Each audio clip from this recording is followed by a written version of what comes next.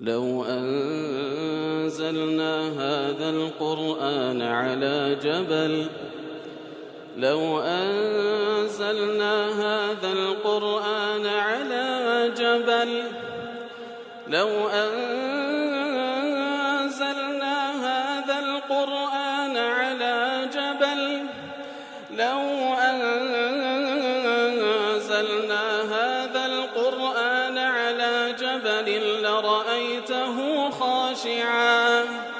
لرأيته خاشعا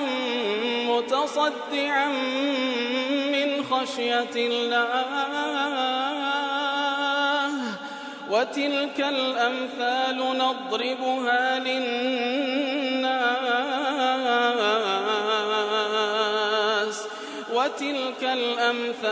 نضربها للناس لعلهم يتفكرون. الحمد لله والصلاة والسلام على رسول الله وعلى آله وصحبه ومن والاه. السلام عليكم ورحمة الله. برزان خوش حالم لواني 540 لواني كاين تفسير القرآن في رزبهم وخزمتان وبس رزامندي رب العالمين وهي وادان أوي آزيز سودي لور بقرن. أعوذ بالله من الشيطان الرجيم. بسم الله الرحمن الرحيم.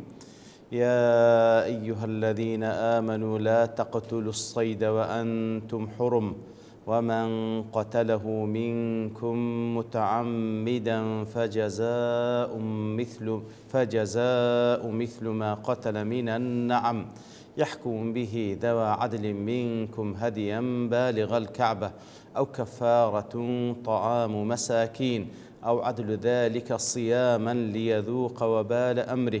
عفى الله عما سلف ومن عاد فينتقم الله منه إن الله عزيز ذو انتقام والله عزيز ذو انتقام. برخو شويستان وكلواني رابردوش لخزمة دوات بيروزة دابون كرب العالمين دفرمي أي كومر برواداران راو مكان لكاتيك دا أنقو لجير إحرام دانا هر كسيش لنقو بأن قصتو راوي كرد لكاتيك دا لجير إحرام دا فجزاء مثل ما قتل من النعم. لو حالتي سزا ددري سزایەکەشی دوو کەس لە خۆتان دەبنە قازی لەسەر ئەو قەزەیە چی کوشتیە چی ڕاو کردیە چ حەیوانێکی ڕاو کردیە هاوشێوەی وی ئەوجا حوشتر یان چێڵ یان مەڕوو بزن هاوشێوەی ئەو حەیوانەی ئەو ڕاوی کردیە کە وەکو دەین باسی دەکەین هاوشێوەی وی لە شکل و نزیک لەوی پێویستە سزا بداتن. ئەویش چییە؟ هديا بالغ الكعبة. طبعا أو دوو کەسە بڕیار دەدەن کە چ حەیوانێک هاوشێوەی ئەو حەیوانێک کە ئەو ڕاوی کردێ لە مقابلدا ئەو دەبی حوشترێک یان چێڵێک یان مەڕێک یان بزنێک بکاتە هەدی بکاتە قوربانی لە بۆ رب العالمین لە منطقەی حەرەمی کەعبەی پیرۆز. ئەگەر ئەوەی پێ نەکرا ئەو کەفارەة طعام و مەساکین یان ئەوەتە ئەگەر حەیوانەکە سەرنەبڕدرا ئەوە دەبی کەفارەتەکەی ئەوە بیکە خواردنی چەند فەقیرێک و چەند مسکینێک بدە ئەو عەدل ذلك صیاما یان ئەوە تا لە مقابل ئەوە چەند ڕۆژێک بە ڕۆژی بیکەوە گوتمان لەو حاڵەتەی هەموو ئەو دوو کەسەی کە دەبنە حاکم و قازی کەوا ئەهلی عەدلن وەکو خۆی گەورە سپیان دەکاتن ئەوان بڕیاردەن کەوا چەند ڕۆژ بە ڕۆژی بی لیەذوق وەبال ئەمره تاوەکو ئەو کارەی کە ئەنجامیدایە نەتیجە و ئاکام و تۆڵەکەی لێ وەرگیرێتەوە عفى الله عما سلف ئەوەی هەتاکو ئێستا کردیتی ئەوە خوای گەورە لێی خۆش بوو ومن عاد فينتقم الله منه. بەڵام ئەوەی لە دوای بەیانکردنی و حکمەش هەر دیسان گەڕایەوە دیسان ئەو کارەی ئەنجامدا ئەوە الله سبحانه وتعالى انتقامی لێ دەکاتەوە هەم لە دنیا بەوەی ئەو کەفارەتەی پێویستە بدە هەم لە قیامەت شێگەر تەوبەی لێ نەکا ئەوە سزای دەدا. والله عزيز ذو انتقام. الله سبحانه وتعالى عزيزة هێز و توانا و دەسەڵاتێک نییە بەرامبەر بە حکمی الله ڕابوەستی و هەروەها تۆڵەش دەسەنێتەوە لەو کەسانی کەوا سەرپێچی فەرمانەکانی دەکەن. جاگەیشت بووین ئەو بەشەی کە دەفەرمی ومن قتله منكم متعمدا هەرێک لەنگۆ ڕاوی حەیوانێکی کرد لەو کاتێکەوە لەژێر ئیحرامدا بە ئەن قەسد وای کرد فجزاء مثل ما قتل من النعم کەواتە لێرەدا بەیانی ئەوەی دەکا کە هەر کەسێک کارێک وای ئەنجامدا لە کاتێک لە ژێر ئیحرامدایە ئەوە تۆڵەی لێوەردەگیرێتەوە بەڵام لێرەدا کە دەفەرمێ متعمدا متعمد واتە بە ئەن قەست وەکو زانێت ذاکرا لإحرامه کەواتە کەسێک کە لە ژێر ئیحرامدا دەشزانین لە ژێر ئیحرامدا و نەبی لە بیری چووبی عالما بحرمة قتل ما يقتله و دەشزانی کە ناکرێ ڕاو بکە و حرامە ڕاو بکە لەو کاتێک کە لە ژێر ئیحرامدا کەواتە نە لە بیری چووە نە جاهلیشە بەرامبەر بە حوکمەکەی بەڵکو بە ئەن قەست ئەو کاری ئەنجامدا. جا دیارە زانان لێرەدا دەڵێن بەس ئەن قەست قەتلی با بڵێن سەیدی متعمد ئەو جەزای دەدرێتەوە یاخود ئەگەر کەسێک بە خەتە یاخود بە نسیانی شەوەی کرد دیارە وەکو دەفەرمونون خوای گەورە باسی ئەن قەستی کردیە باسی متعمدی کردیە باسی مخطئ و ناسی نەکردێ باسی ئەو کەسەی نەکردێکەوە خەتەئی کردێ و نەیزانیە لەبەرەوەی جاهیلە بەرامبەر بە حوکمەکەی و باسی ناسیشی نەکردێ ئەو کەسێکەوە نسیانی هەیە واتە لە بیری چووە لە ژێر ئیحرامدا گەنە حوکمەکەی دەیزانی لەو حاڵەتەی دەفەرمی ئەوان ناگریتەوە بەڵکو والمتعمد هنا هو القاصد للشيء مع العلم بالإحرام کەواتە متقصد وای کردیە لە بیری نەچووە و علمیشی هەیە کەوا ئەو شتە حرامە ئەو جەوای کردیە. والمخطئ هو الذي يقصد شيئا فيصيب صيدا مخطئ ئەو کەسەیە کە بە خەتەئەوە مەسەلەن بەردی دەهاوێتە دارەچی بەڵام قەدەرەن ئەو دارە تەیرێکی لەسەرە پێی دەکەوی و دەیکوژی ئەوە خەتەئە ئەوە متعمد نییە. و ناسیش ئەو کەسێکەوە گوتمان هەر ئەسڵەن لە بیری نیە لە ژێر ئیحرامدایە دیارە ئەوەی کەوە ناسیە یعنی با بڵێن لە بیری چووە لە ژێر ئیحرامدایە بە متعمدی دەچی ڕاو دەکاتن. ئیتر لێرە خلافێک لە بینی عولەما هەیە ئایا تەنها متعمد وەکو لە ئاەتەکەی هاتیە یاخود ئەوان تریش سزا دەدرێن. طبعا ظاهری ئاەتەکەی هەروە دەگەیتن کەوا تەنها ئەوی بە متعمدی بزانی ئەو لە ژێر ئیحرامدا و بزانی کەوا حرامە بزانی کەوا حرامە نابی ڕاو بکە ئەوجا هەر بچی ڕاویش بکاتن ئەوە طبعا سزایەکە دەیگریتەوە. بەڵام هەندێک لە زانایان دەفەرمون بە بەڵگەی حەدیث مخطئیش دەگریتەوە ئەو کەسێکەوە بە خەتەئیش کوشتیتی هەر ئاین دەبی سزایەکە بدرێت والله ئەعلەم. بەڵام ظاهری ئاەتەکە زیاتر لەگەڵ ئەوەیە کە تەنها ئەو کەسەی بە ئەن قەست ڕاوی کردێ. فجزاء مثل ما قتل من النعم لەو حاڵتەی پێویستە سزای بدا سزایەکەی چییە یەکون مماثلا له کەواتە چ ئاژەڵێکی کوشتیە چ ئاژەڵێکی ڕاوکردیە لە مقابلدا یەک لەو سێ سنفانە حوشتر یان چێڵ یان مەڕوو بزن یەک لەو سێ سنفانە پێویستە کامەی مقابلە لەگەڵ ئەو حیوانی کە ئەو ڕاوی کردیە. والمراد بالمماثلة المقاربة في الخلقة واتە لە خلقەتەوە نزیکە لەوی من النعم کە وەکو گوتمان بریتە لە حوشتر و چێڵ و مەڕوو بزن. والذي حكم به الصحابة في المثل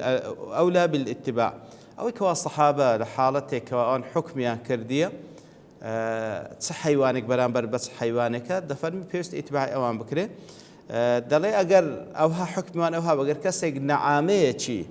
ڕاو کرد بی لە مقابلدا پێویستە حوشترێک بکاتە قوربانی لە بۆ خوای گەورە. ئەگەر چێڵێکی وەحشی سەید کردبی ئەوە لەو حاڵەتەی پێویستە چێڵێکی دیکە ئەوەی با بڵێن کەوە ئینسیە ئەویان پێویستە بکاتە قوربانی. لە مقابل غەزال واتە مامزێکی کە ڕاو کردیە پێویستە بزنێک بكات قربان لبو خواي قوله. وأما إذا لم يكن الصيد مثليا بلام أدي أجر أو حيوان كأوراي كر لمقابل دا مقابل بهيت يقلو نوعان نبو فقد حكم ابن عباس فيه بثمن يحمل إلى مكة كواتا دلي ابن عباس خوي الرازبي لخوي لباب دفرمي أجر مقابل نبو لو نوع حيواناتنا كوجوت ما تسيلو حشتر مرو بزن مقابل نبو حيوان كأوراي كربو أو تقدير ذكره أو دو كسك وحكم ذكن تقدير ذكر الثمن وقيمتكي تسندا قيمتكي بيوستا لحرم مكي ببخشيتوا شيء أو حكم ذكر ذو عدل منكم أو دو كسيكوا بابنين خاوان عدل اللنجو بابنين ذوي عدل شينا أو كسانكوا استقامان هي راس تدرس تدامزراون هم لدينيان هم لمروءة بياوتيان لدين كو يعني مستقيم بي يعني كو تعريفي بكين عدالة لدين كوا بويكوا أن يأتي الفرائض هم فرز كان زيب زيبكا ولا يفعل كبيرة وهروە گوناهی گەورەش ئەنجام نەدا ولا يصر على صغيرة مصرش نەبی لەسەر گوناهی گچکە مصر نەبی لەسەر گوناهی کچکە کەواتە ذوي عدل منكم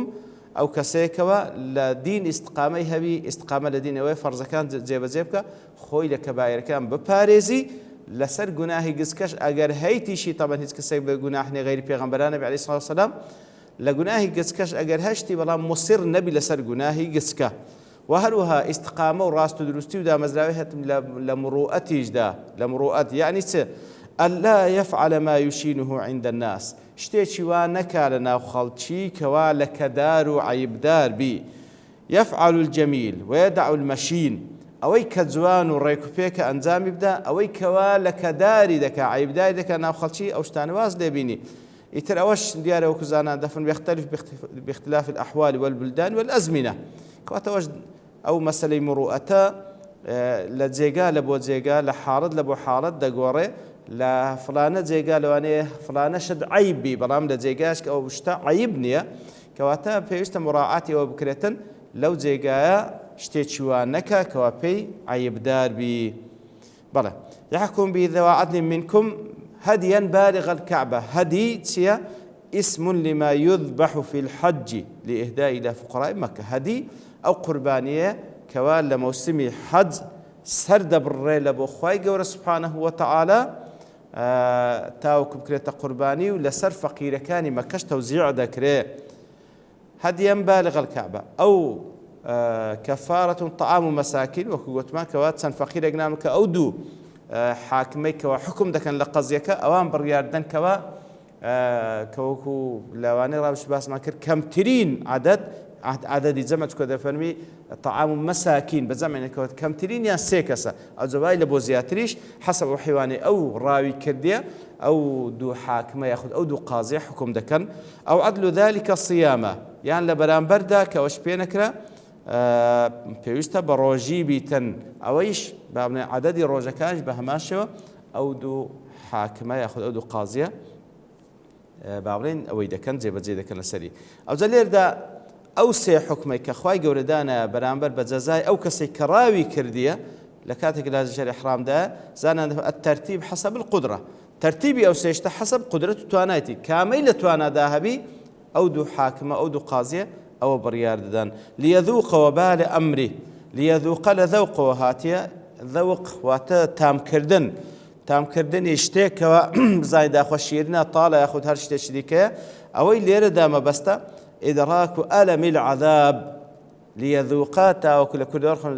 أو عذابي بتشيجي كات تشيشتن بخوي بزارة بدم لبو خواردنا برام كذا أو عذابي بتشيجيتن أو ليرا وكو استعاريك بكار ديندريتن ليذوق وبال أمره وبالش لأصله بمعنى الثقل والشدة والوخامة كواتا قرساتي وزحمتي أنزامي خراب ومنه طعام وبيل إذا كان ثقيلا على المعدة دين طعام وبيل وتقرص لسر المعدة والحاصل والمراد به هنا سوء عاقبة فعله ليذوق وبال أمر بابي تشيجي أو كار قرصو أو كار خرابي كأنزامي دا أو كاريك وأنزامي دا با طولكي بتندي بتشيجي تنتاوكو زارش كوانكا أزوك لا زانان دفن والمعنى شرعنا ما شرعنا من جزاء على المحرم في حالة قتله للصيد أويك وأخوي قرداينا لبوس زاداني أو كسيك ولا جير إحرام دايا كاتك ولا جير إحرام دايا راوي كرديا ليدرك سوء عاقبة قتله وفعله السيء تاوكو بزانك عاقبتي أو كار خلافك كرديتي بيشيجيتن وليعلم أن مخالفته لأمر الله باب زايتن سربيس كرني فرماني الله تؤدي إلى الخسارة في الدنيا والآخرة يتر دبت خسارة الدنيا وقيامة أكو إمام رازي هذا الباري أو باب تدلتن خواهي يقول له فرمويتي أو سزايا ليذوق وبال أمره لبروي خواهي يقول سيشتي لسردانا دوانيان دبيت ماي ويكوا وكو غرامتي مالي ومادي دكاتن فجزاء مثل ما قتل من النعم حيوانك بيستبكات قرباني يا انسان فقير نان بدا او غرامات ماديه تاوكو تاثيري لبكاتن سيمشان او ابو او عدل ذلك الصيامه كبروجي بتن اويشان غرامات بدنيه او شهر تند قرص لسر نفس و دڕ تاوەکو ئەو قورساتێواری کەزارشکە کاریوانەکاتن. ومن عاد فينتقم الله من، هەر کەسێک جارێکی کەش دووبارەی بکاتەوە وەخوای گەورە سبحانه وتعالى انتقامی لێ دەکاتەوە بە تایبەتیش وەکو زانان دەفەرمێن لە قیامەتێ معرضە بۆ عەزابی خوا سبحانه وتعالى ئەو خوای کە العزیزە الذي لا يغالب ولا يقاوم، ئەو الله سبحانه وتعالى کەوە العزیزە واتە هیچ کەسێک ناتوانی غەلەبەی بەسەر بکە و مقاومەی بکاتن و منتقیم ذو انتقامیشە کەوە الذي لا يدفع انتقام بأي وسيلة من الوسائل، أو كسيك خوا بيو انتقام لبكات هيج كسيك ناتواني برجري انتقام خوا بك سبحانه وتعالى. توكو جمهور علماء لسر أوانا هر كسيك كاري شوايكر أو سزاكدي أجر تكراري كردوا دي سانج أو سزاكد هندك لزانا عندلين أجر جاري وايكر أو بوشوا استزادة جاري دوام لدنيا سزانا دري قيامته سزادة رام جمهور علماء دلين نخير بالكو هر کاتێک دووبارەی کردو دیسان لە دنیاش سزا دەدرێ معڕەزیشە لە بۆ سزای قیامەت خوا پەنامان بدا. ئیتر ئەوە وەکو ئەحکامی ئەو حاڵەتێکەوە کەسێک لە ژێر ئیحرامدا سنوور دەبەزێنی بۆی کەوە ڕاو دەکا لەبەرەوەی ئەو کەسەی لە ژێر ئیحرامدایە و لەو جێگا پیرۆزە ئەسڵ وە شتێکی وانەکە کەوە مانای دڕەقی دەبەخشی لەبەرەوەی ڕاوکردن جۆرێکە لە جۆرێک لە دڕەقی تێدا، بەڵام پێویستە ئەو پەڕی لەو حاتە لە ژێر ئیحرام لەو پەڕی دڵنەرمی و لەو پەڕی زەلیلی نواندن بی لە بۆ خوا سبحانه وتعالى لێ نابکارێکی وا بکاتن کە خوای گەورە سبحانه وتعالى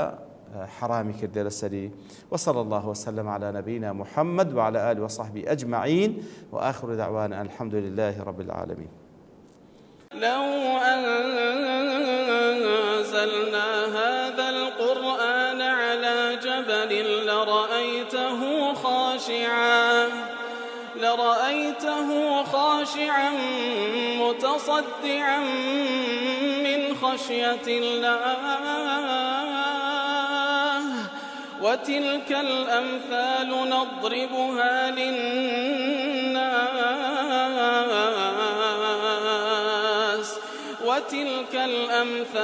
نضربها للناس لعلهم يتفكرون.